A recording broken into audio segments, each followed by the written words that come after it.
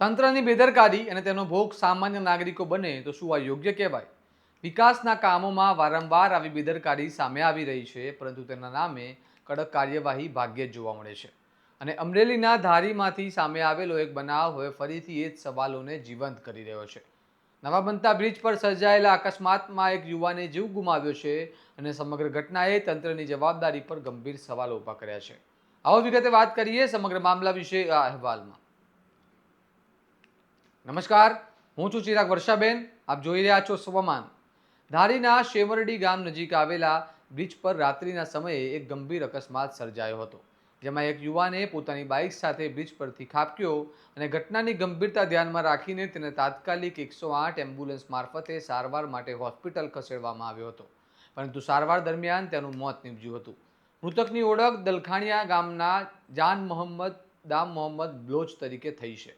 આ ઘટનાથી પરિવાર પર શોકનો માહોલ છવાઈ ગયો છે, કારણ કે એક સામાન્ય મુસાફરી અચાનક જીવલેણ બની ગઈ છે.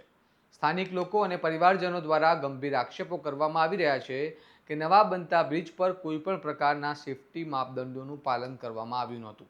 સ્ટર પર ન તો કોઈ ચેતવણીનું બોર્ડ મૂકવામાં આવ્યું હતું, ન કોઈ સુરક્ષા વ્યવસ્થા ગોઠવવામાં આવી હતી, જેના કારણે ખાસ કરીને રાત્રિના સમયે વાહન ચાલકો માટે મોટું જોખમ ઊભું થયું હતું.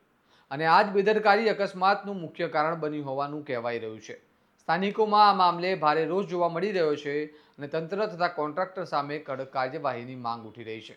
આ ઘટનાએ ફરી એકવાર વિકાસ કામોમાં ચાલી રહેલી બેદરકારીને ઉજાગર કરી છે, કારણ કે જો સમયસર સુરક્ષા વ્યવસ્થા ગોઠવવામાં આવી હોત તો કદાચ એક નિર્દોષ યુવાનનો જીવ બચી શક્યો હોત.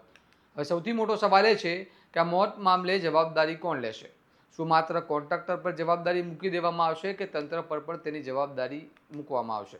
કારણ કે આવી ઘટનાઓ માત્ર એક અકસ્માત નથી, પરંતુ સિસ્ટમમાં રહેલી ખામીઓનું પ્રતિબિંબ છે. હાલ સ્થાનિક લોકો દ્વારા કડક કાર્યવાહીની માંગ ઉઠી રહી છે અને જો સમયસર પગલાં લેવામાં નહીં આવે તો આવી ઘટનાઓ ફરી બનવાની ભીતિ પણ વ્યક્ત કરવામાં આવી રહી છે. હવે જોવાનું રહેશે કે તંત્ર આ મામલે કેટલી ગંભીરતા દાખવે છે અને જવાબદાર લોકો સામે કઈ પ્રકારની કાર્યવાહી કરે છે. તમે શું માનો છો? આ માત્ર બેદરકારી છે કે એક ગંભીર સિસ્ટમનું ફેલિયર? અમને કમેન્ટ કરીને જણાવો અને આવા જ વિશ્લેષણાત્મક અહેવાલ માટે સ્વમાનની ચેનલને લાઇક, શેર અને સબસ્ક્રાઇબ કરવાનું ભૂલતા નહીં. નમસ્કાર.